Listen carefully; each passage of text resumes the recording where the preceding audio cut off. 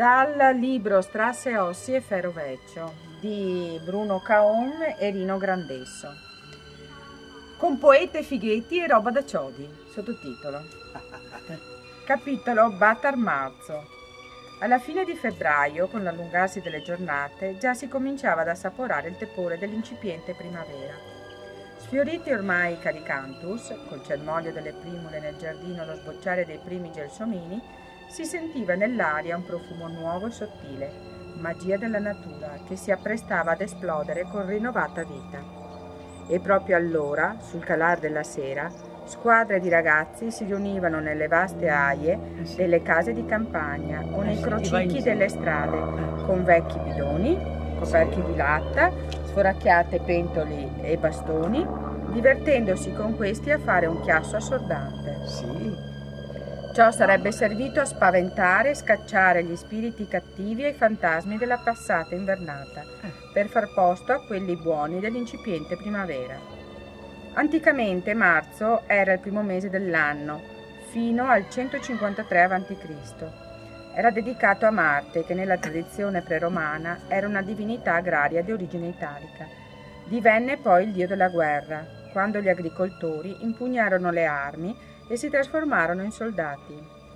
Talvolta queste squadre si accompagnavano a canti corali reiterati e senza senso.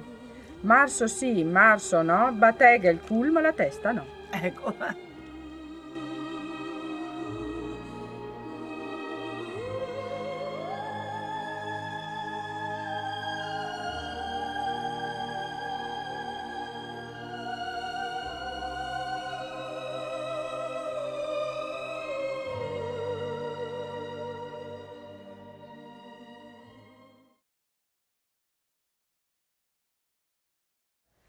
Franco Stefano Ciano, cioè mio papà, è originario da Quinto, mentre Rosetta Giusi è originaria da Zero Branco.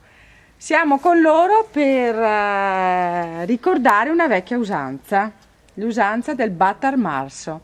Adesso ci diranno che cosa si faceva un tempo. Un tempo si andava per le strade con i barattoli, Con i bussoiotti. con i bussoiotti Parla in e dialetto, si tirava pure. dritto a bicicletta. Se che ne E metti si da correva tanti, per contrae. con i bussoiotti, con i pignate, con tutto, pignate veci, ti taccai da drio, sono un ferro, un spago, te corri con a bici o a piedi e te fassi il rumore per mandare via tutti gli spiriti e robe cattive dell'inverno e che si annunciava a primavera. E quando si faceva sta roba?